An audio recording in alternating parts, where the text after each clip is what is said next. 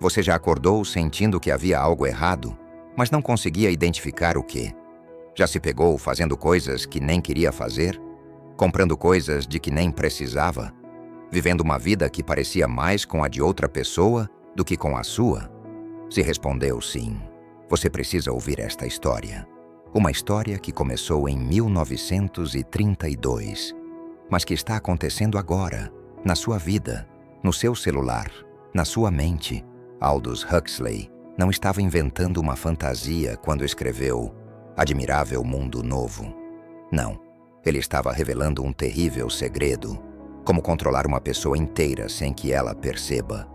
E você, meu amigo, está vivendo dentro dessa estratégia neste exato momento. Prepare-se para descobrir como você se tornou prisioneiro da sua própria felicidade. Era 1932. O mundo ainda se recuperava da Grande Depressão. As pessoas estavam com medo, com raiva, questionando tudo. Foi nesse momento que Aldous Huxley teve uma visão que mudaria tudo. Ele não estava escrevendo sobre um futuro distante. Estava desenhando um mapa do presente, disfarçado de ficção. Huxley cresceu testemunhando os horrores da Primeira Guerra Mundial. Ele viu como a força bruta tentou dominar as massas, mas percebeu algo que ninguém mais estava enxergando. O poder estava mudando de estratégia. Sabe aquele momento em que você finalmente entende como um truque de mágica funciona? Huxley teve esse momento. Ele viu que o futuro do controle não seria pela dor, mas pelo prazer. Não haveria necessidade de quebrar as pessoas, bastava seduzi-las. Pense nisso. Qual a diferença entre um prisioneiro em uma cela e um viciado em uma clínica de reabilitação? O prisioneiro quer sair. O viciado tem medo de sair. A profecia de Huxley não falava sobre robôs ou espaçonaves. Falava sobre você checando o celular pela 10ª vez em 1 hora. Sobre assistir a mais um episódio quando deveria estar dormindo. Ou comprar algo que viu em um anúncio e nem lembra o porquê. Enquanto isso, George Orwell, contemporâneo de Huxley, imaginava um mundo de câmeras, vigilância e opressão explícita. O grande irmão observando você. Mas adivinhe quem acertou? Você não precisa do grande irmão quando tem os stories do Instagram. Você mesmo conta tudo da sua vida, voluntariamente. Não precisa da polícia do pensamento quando existem algoritmos que já sabem o que você vai pensar antes mesmo de você pensar. A ditadura não chegou arrombando portas. Ela chegou oferecendo conveniência. E assim, começou a era da doce dominação, onde as correntes são feitas de Wi-Fi e as algemas são notificações. Deixe-me contar uma história sobre 2 leões. O primeiro leão estava em uma jaula de ferro, com barras grossas e pesados cadeados. Rugia dia e noite, tentava escapar, arranhava as grades até as patas sangrarem. Todos que passavam por ali sabiam. Aquele era um animal selvagem mantido contra a sua vontade. O segundo leão estava em um campo aberto, sem cercas visíveis. Mas, bem no centro daquele campo, todos os dias, no mesmo horário, aparecia a refeição mais deliciosa que ele já havia provado. Suculenta, temperada, sem esforço algum para conseguir. Com o tempo, o segundo leão parou de caçar. Por que se esforçar, se a comida vinha até ele? Parou de explorar o território. Por que sair, se tudo de que precisava estava ali? Os anos passaram. O primeiro leão ainda tentava escapar. O segundo leão, bem, o segundo já nem se lembrava de que existia um mundo além daquele campo. Agora me diga, qual deles estava realmente preso? Essa é a diferença entre o controle que nossos avós temiam e o controle que vivemos hoje. Eles temiam a opressão que vinha com botas e uniformes. Nós vivemos a opressão que chega com Netflix, delivery e redes sociais. É tão confortável que nem percebemos as grades. Quer um exemplo prático? Quantas vezes hoje você fez algo porque realmente queria? E quantas vezes fez porque uma notificação chamou você? Quantas compras você fez por necessidade real? E quantas porque algo dentro de você sussurrou: "Isso vai me fazer sentir melhor"? O sistema descobriu o segredo. Ele não precisa nos forçar a nada. Só precisa criar as condições certas. E nós mesmos escolhemos exatamente o que ele quer. É brilhante e terrível. Preciso lhe contar algo sobre o seu cérebro que talvez você não saiba. Dentro da sua cabeça, existe um sistema que evoluiu ao longo de milhões de anos. Seus ancestrais, quando encontravam comida após dias de fome, sentiam uma explosão de prazer. Dopamina. Quando resolviam um problema que ameaçava a sobrevivência, mais dopamina. Quando se reproduziam e garantiam a continuidade da espécie, dopamina novamente. Esse sistema foi perfeito por milhões de anos. Ele garantiu que você estivesse aqui hoje. Mas aqui está o problema. O seu cérebro não evoluiu para lidar com o mundo moderno. Hoje, você recebe a mesma descarga de dopamina ao curtir uma foto no Instagram, a mesma recompensa química ao receber uma notificação no WhatsApp, o mesmo prazer em comprar algo online que seus ancestrais sentiam por sobreviver a mais um dia. Seu cérebro não sabe distinguir. Para ele, um like é comida, uma notificação é sucesso, uma compra é conquista. E você, já parou para pensar em quantas vezes, só hoje, sentiu prazer real? Não prazer químico e artificial, mas prazer verdadeiro. Aquele que vem de uma conversa profunda, de um momento de silêncio, de resolver um problema com suas próprias mãos. O resultado dessa confusão é que passamos a buscar sempre o caminho mais fácil para a gratificação. Por que estudar algo difícil por meses, se podemos sentir prazer assistindo a um vídeo de 3 minutos? Por que construir relacionamentos profundos, se podemos ter centenas de amigos online? Uma pessoa viciada em gratificação imediata jamais questionará o sistema que fornece essa gratificação. É como questionar o traficante que lhe entrega a droga. E é aí que mora o perigo. Você não percebe que está preso, porque a prisão é feita daquilo que você mais ama. Deixe-me fazer uma pergunta. Quando foi a última vez que você ficou entediado? Não aquele tédio de "não tenho nada para fazer", mas um tédio verdadeiro, sem celular, sem televisão, sem música, sem nada. Apenas você e seus pensamentos. Aposto que você não consegue se lembrar, e existe uma razão para isso. Houve um tempo em que o entretenimento era algo especial. Ele acontecia depois do trabalho, depois das responsabilidades, depois de resolver os problemas da vida. Era uma pausa merecida, um momento de alívio. Hoje, o entretenimento deixou de ser uma pausa da vida. Ele é a vida. Você acorda checando as redes sociais, toma café assistindo a vídeos, vai para o trabalho ouvindo podcasts, almoça vendo séries, chega em casa jogando no celular, dorme com a televisão ligada. O entretenimento ocupa cada segundo do dia, cada brecha de silêncio, cada momento em que você poderia simplesmente pensar. Mas espere, esse entretenimento não é inocente. Cada série que você assiste tem um gancho matematicamente calculado para fazer você querer o próximo episódio. Cada rede social usa algoritmos que estudaram milhões de pessoas como você para saber exatamente o que o vicia. Cada jogo é construído por psicólogos do comportamento para nunca ter fim. Você pensa que está se divertindo, mas na verdade está sendo estudado. Cada clique, cada pausa, cada reação é registrada e analisada. O objetivo não é entreter você, o objetivo é mantê-lo ocupado. Porque uma mente ocupada não questiona. Uma pessoa constantemente distraída nunca para refletir sobre a própria condição. É como aquele amigo que sempre muda de assunto quando você tenta ter uma conversa séria. A diferença é que agora esse amigo é o mundo inteiro. Já reparou como hoje todo mundo tem opinião sobre tudo, mas ninguém tem uma opinião profunda sobre nada? O entretenimento moderno é como um ruído constante que impede você de ouvir seus próprios pensamentos. É um brilho ofuscante que não deixa enxergar a realidade ao redor. E a parte mais cruel Quanto mais você consome, mais vazio se sente. Mas em vez de questionar o sistema, você pede mais. Mais séries, mais jogos, mais conteúdos. É como morrer de sede e beber água do mar. Quanto mais você bebe, mais sede sente. Agora vou lhe fazer uma pergunta que talvez incomode. Você acorda de manhã e já tem dezenas de escolhas para fazer, certo?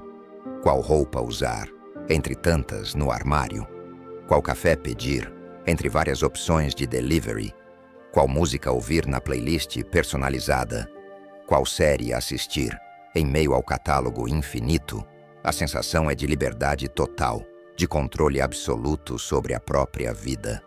Mas responda com sinceridade. Essas escolhas realmente importam? Trocar de marca de café muda algo fundamental na sua existência?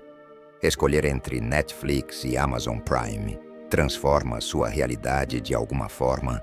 É como estar em um restaurante gigante, com 1000 pratos no cardápio, mas todos feitos na mesma cozinha, com os mesmos ingredientes pelo mesmo chefe. A ilusão da variedade esconde a uniformidade. As escolhas reais, aquelas que poderiam de fato transformar sua vida, são cuidadosamente escondidas ou desencorajadas. Você pode escolher entre 1000 formas de entretenimento, mas questionar por que precisa se entreter o tempo todo é considerado estranho. Você pode escolher entre centenas de produtos, mas questionar por que precisa consumir tanto é visto como radicalismo. É como um jogo de cartas em que você pode escolher qualquer carta do baralho, mas todas levam ao mesmo resultado. E aqui está a parte mais assustadora. Você defende essas escolhas falsas com unhas e dentes, como se fossem sua liberdade mais preciosa. Acadêmicos chamaram isso de tolerância repressiva, um sistema que permite infinitas variações superficiais, mas mantém as estruturas fundamentais intocáveis. É como deixar você pintar a cela da prisão da cor que quiser, mas sem jamais questionar por que você está preso. Quer saber algo que dá arrepios? Se você prestar atenção hoje, vai perceber que quase não toma decisões conscientes. Você não decide assistir aquele vídeo específico no YouTube. O algoritmo decide por você, baseado no que pessoas como você já assistiram. Você não escolhe os produtos que aparecem no seu Instagram. Um sistema artificial seleciona com base em todos os seus comportamentos anteriores. Você não decide conscientemente sobre o que pensar ao acordar. As primeiras notificações do celular já direcionam seus pensamentos. E a parte mais assustadora, esses algoritmos sabem mais sobre você do que você mesmo. Eles sabem qual tipo de conteúdo vai deixá-lo ansioso. Sabem qual vai fazê-lo feliz. Sabem qual vai fazê-lo comprar algo. Sabem em que horário do dia você está mais vulnerável emocionalmente. Sabem quais palavras despertam seus maiores medos e seus desejos mais secretos. Você pensa que está navegando livremente pela internet, mas na realidade está sendo guiado por trilhas invisíveis, como um rato em um labirinto que acredita estar explorando. Cada clique, cada pausa, cada microexpressão sua diante da tela é registrada e usada para refinar ainda mais o controle sobre você. Shoshana Zuboff descobriu algo aterrorizante. Essas empresas transformaram a experiência humana em dados extraíveis. Cada emoção que você sente, cada movimento que faz, cada hesitação se torna informação valiosa para prever e modificar seus comportamentos futuros. Você já não é mais o cliente. Você é o produto sendo lapidado. E a parte mais brilhante e perversa. Quanto mais você usa essas plataformas, mais dados fornece ao próprio sistema que o controla. É como pagar alguém para desenhar um mapa da sua mente e depois usar esse mapa contra você. Você se tornou, ao mesmo tempo, produto e consumidor, alimentando uma máquina que o estuda para vender você de volta a si mesmo. Deixe-me explicar como você foi transformado em uma máquina de desejos. No passado, a propaganda era simples. Aqui está um produto. Aqui está o motivo para comprá-lo. Direto ao ponto. Hoje, o marketing é uma ciência complexa que estuda a mente humana para criar desejos que nem existiam antes. Eles já não vendem produtos, vendem sonhos, identidades, soluções para problemas que você nem sabia que tinha. Você não compra um tênis, compra a sensação de ser atlético. Você não compra um carro, compra status. Você não compra cosméticos, compra juventude. Você não compra comida, compra momentos felizes. O marketing moderno descobriu que as pessoas não querem produtos, querem sentimentos. Então começou a vender sentimentos embalados em mercadorias. Mas aqui está o problema. Sentimentos não podem ser comprados. Você compra o produto, não sente o que foi prometido e precisa comprar mais, tentando alcançar uma sensação que nunca vem. É um ciclo perfeito e infinito. Quanto mais você consome tentando se sentir completo, mais vazio fica. Quanto mais vazio, mais consome. A insatisfação não é um efeito colateral do sistema. É o combustível do sistema. O pai das relações públicas modernas já havia descoberto nos anos 1920 como usar a psicanálise para manipular desejos inconscientes. Especialistas transformaram necessidades reais em vontades artificiais, criando a base do consumismo moderno.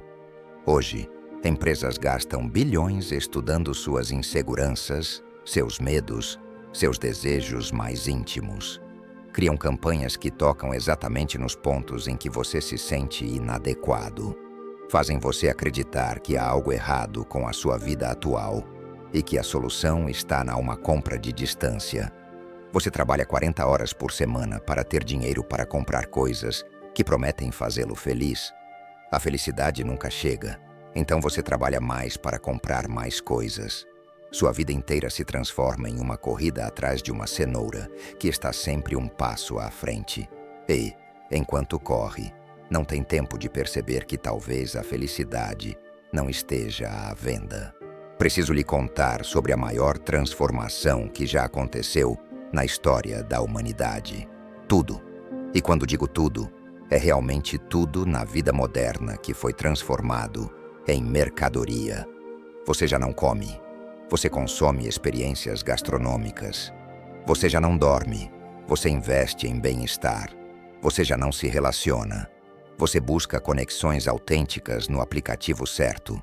Você já não ama. Você otimiza relacionamentos. Até o amor, a experiência mais livre e natural do mundo, virou produto. Você paga por aplicativos que prometem encontrar sua alma gêmea.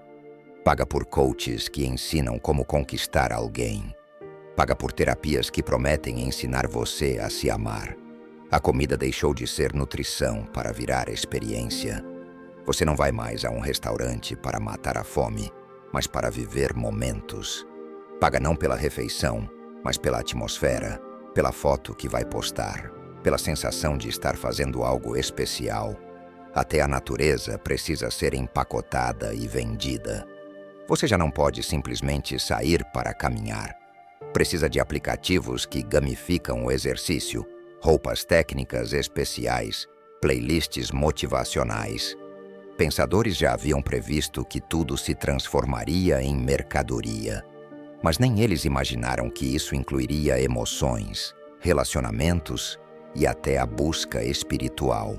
Ao transformar tudo em produto, perdemos a capacidade de simplesmente existir. Já não conseguimos estar presentes em nenhuma experiência, porque sempre estamos avaliando se ela vale o dinheiro, se está gerando o conteúdo esperado. Deixamos de viver a vida para consumir a experiência de viver. É como assistir à própria vida em um filme, mas sem nunca realmente participar dela. Agora vou lhe contar sobre a maior mentira que já venderam a você. Ser feliz virou uma obrigação social.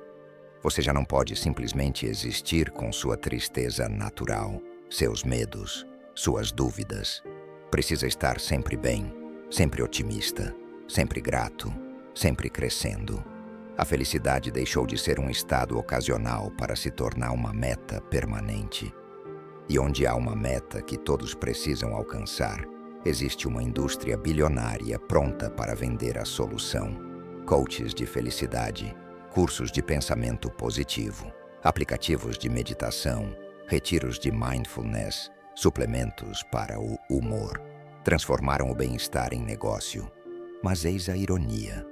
Toda essa busca desesperada por felicidade está gerando mais ansiedade e depressão do que nunca. Porque agora, além dos problemas normais da vida, você carrega o peso adicional de não ser feliz o suficiente. Além de lidar com suas dificuldades, ainda precisa se culpar por não conseguir superá-las com a atitude correta.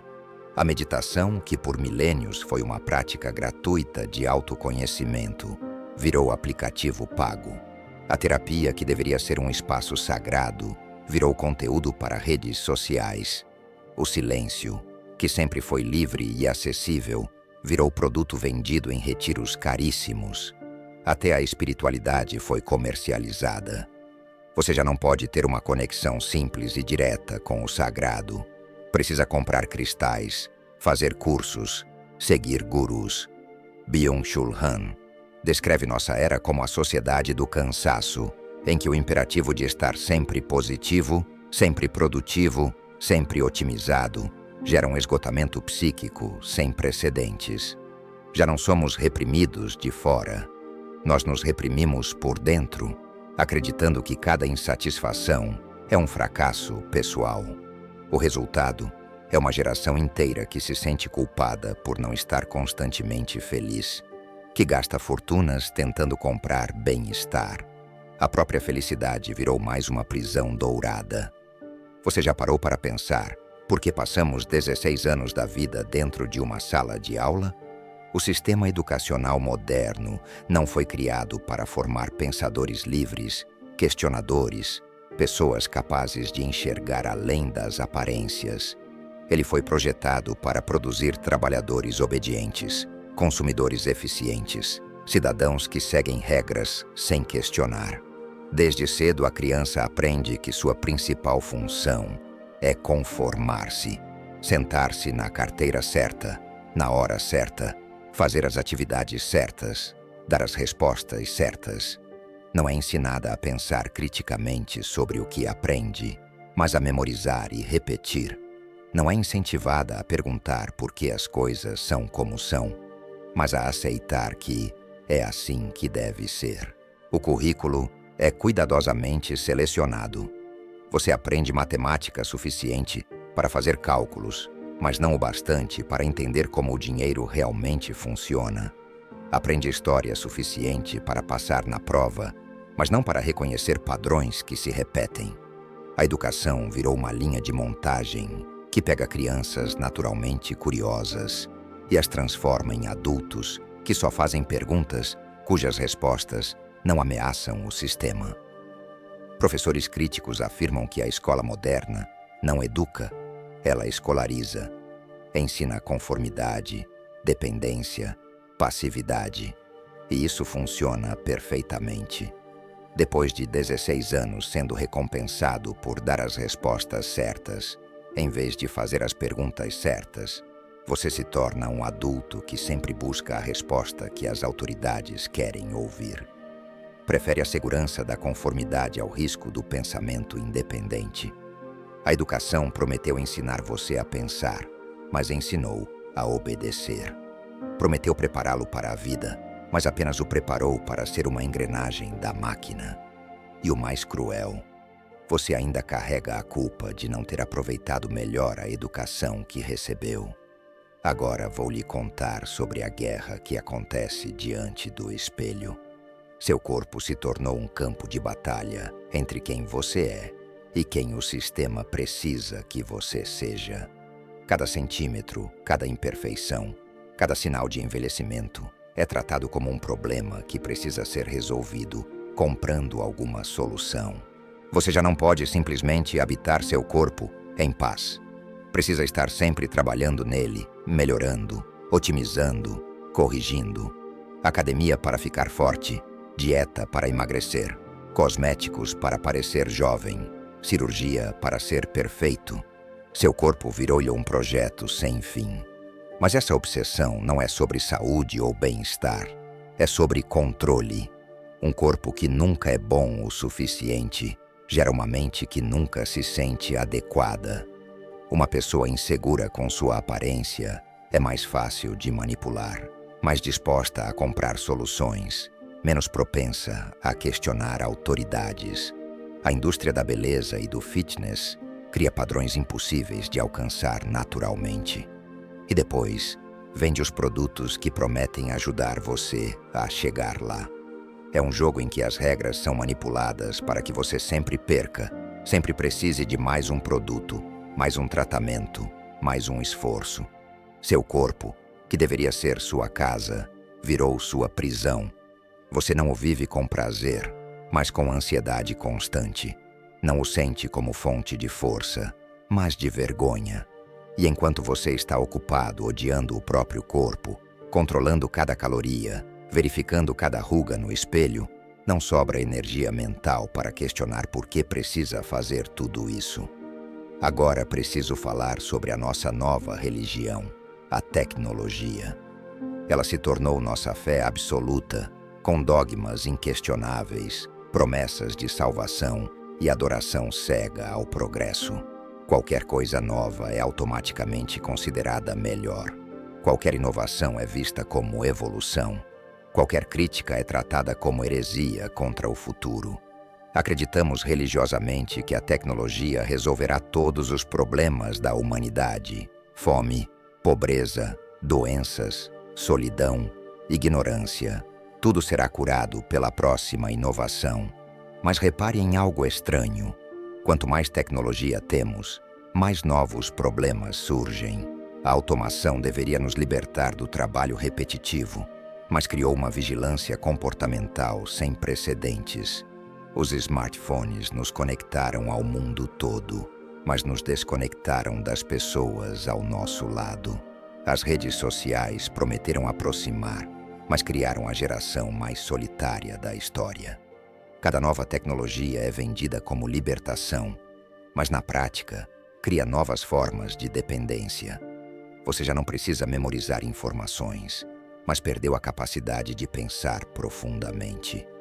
Já não precisa se esforçar para se entreter, mas perdeu a capacidade de ficar sozinho com seus pensamentos. Já nos anos 1960, pensadores alertavam que a tecnologia não é neutra. Ela tem sua própria lógica e impõe sua estrutura à sociedade. Nós não usamos a tecnologia. Ela nos usa, moldando nossos comportamentos, relacionamentos, nossa forma de pensar. Entregamos nossa privacidade em troca de mapas gratuitos, nossa atenção em troca de entretenimento infinito, nossa capacidade de reflexão em troca de respostas instantâneas, nossa humanidade em troca de eficiência digital.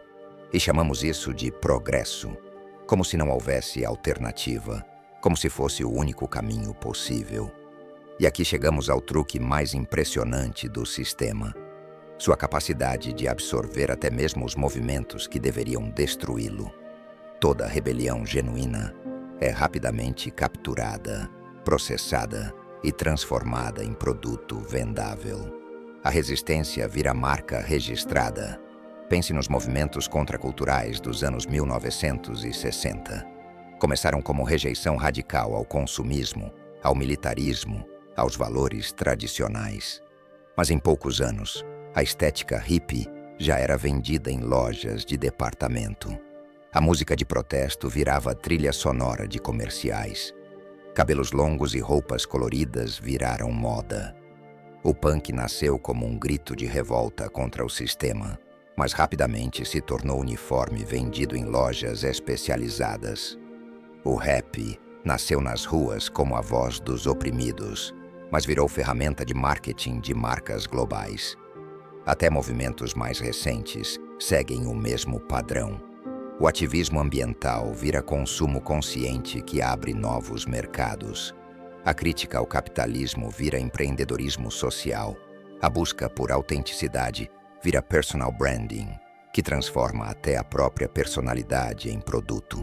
O sistema aprendeu que não precisa suprimir a rebelião, só precisa comercializá-la. Não precisa silenciar vozes dissidentes, só precisa transformá-las em influenciadores. A contracultura não destruiu o sistema, o fortaleceu. Agora eu lhe pergunto, quando foi a última vez que você esteve em completo silêncio? Não o silêncio de ninguém estar falando, mas silêncio real, sem música de fundo, sem televisão ligada, sem celular na mão. Só você e seus pensamentos. Aposto que não se lembra. E isso tem uma razão assustadora. Vivemos mergulhados em um ruído constante. Não apenas sonoro, mas mental, emocional, espiritual. Do momento em que acordamos até a hora de dormir, somos bombardeados por informações, estímulos, notificações. Nossos avós conheciam o silêncio. Sabiam o que era estar sozinhos com os próprios pensamentos. Esse silêncio não era vazio. Era o espaço onde nascia a sabedoria. Hoje, o silêncio foi eliminado das nossas vidas. Sempre há um podcast, um vídeo, uma música.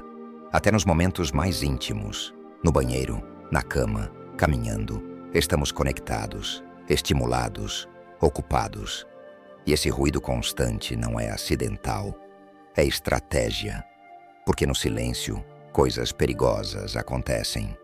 Você começa a perceber que não está realmente feliz. Começa a questionar se sua vida faz sentido. Começa a sentir o vazio que todo consumo e entretenimento tentam mascarar. No silêncio, você encontra a si mesmo, e alguém que se conhece profundamente é uma ameaça ao sistema. É alguém que não pode ser facilmente manipulado por propaganda, que não aceita qualquer mentira só porque foi repetida 1000 vezes, que confia mais na própria intuição do que nas opiniões em massa.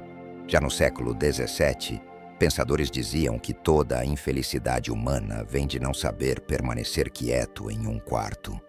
Eles não poderiam imaginar um mundo em que ficar quieto seria quase impossível.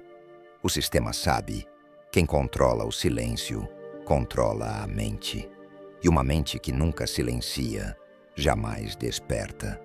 Chegamos ao coração de tudo. O que torna o sistema de controle moderno tão eficiente é justamente sua natureza invisível e sedutora.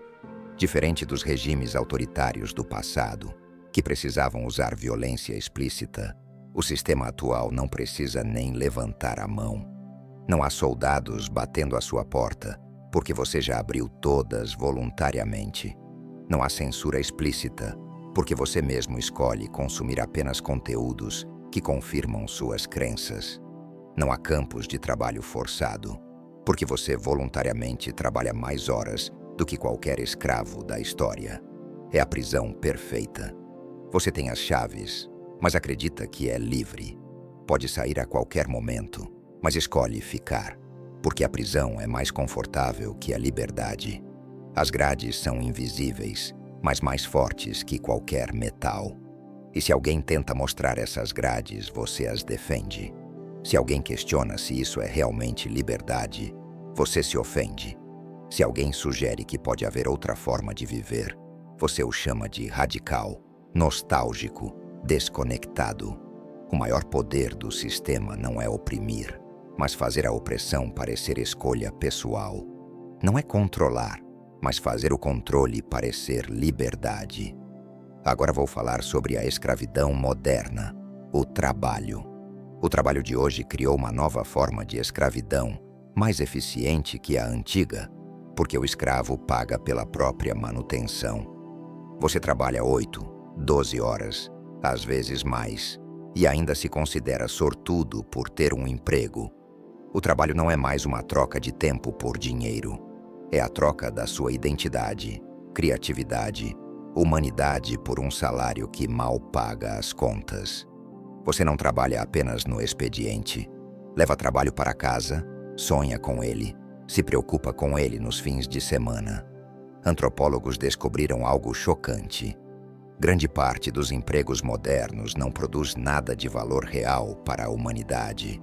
Foram criados apenas para manter pessoas ocupadas, cansadas demais para questionar o sistema e dependentes demais para se rebelar. Você trabalha 40 anos para ter direito a se aposentar, quando já não terá energia para aproveitar. Dedica seus melhores anos, sua energia mais vital, sua mente mais afiada para enriquecer pessoas que nunca conhecerá. E chama isso de carreira. O trabalho virou religião, com rituais, hierarquias, promessas de salvação.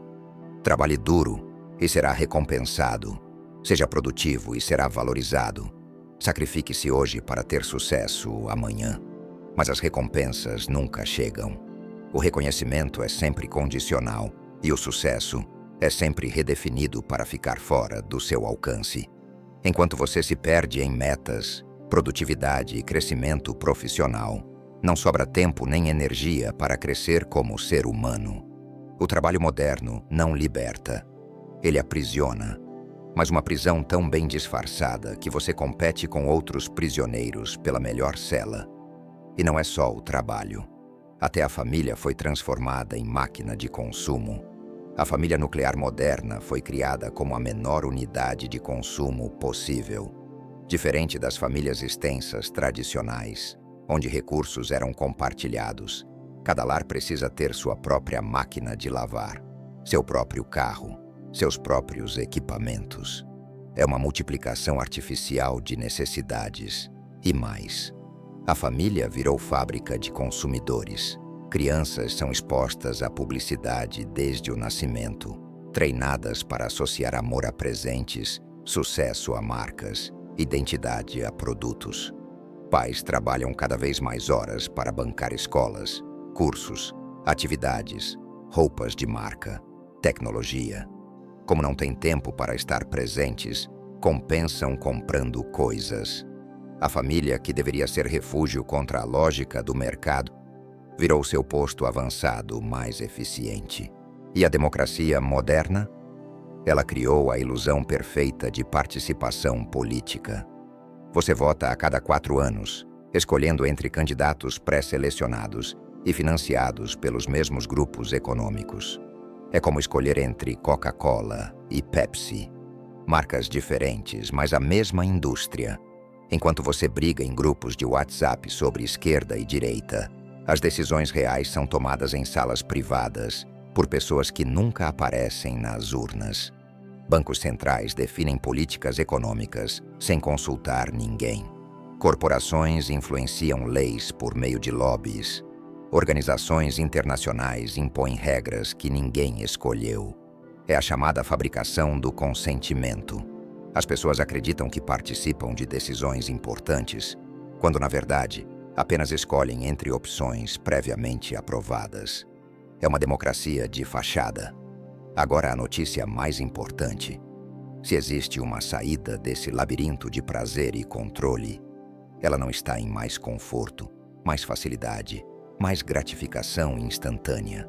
A verdadeira liberdade exige exatamente o oposto: coragem de enfrentar o desconforto, suportar a inquietação, encarar o vazio sem tentar preenchê-lo imediatamente. Liberdade é desligar o celular e aguentar a ansiedade que vem depois. É ficar sozinho com os próprios pensamentos, sem correr para uma distração. É acordar e não checar imediatamente as redes sociais, mesmo quando sua mente grita por estímulo. É andar sem fones de ouvido e suportar o silêncio. É jantar sem ligar a TV. É dormir sem precisar cansar os olhos em uma tela. O caminho da liberdade necessariamente passa pelo desconforto, porque o excesso de conforto é exatamente a ferramenta que o mantém preso. Cada vez que você escolhe o caminho mais difícil, em vez do mais fácil, exercita músculos da liberdade atrofiados pela falta de uso.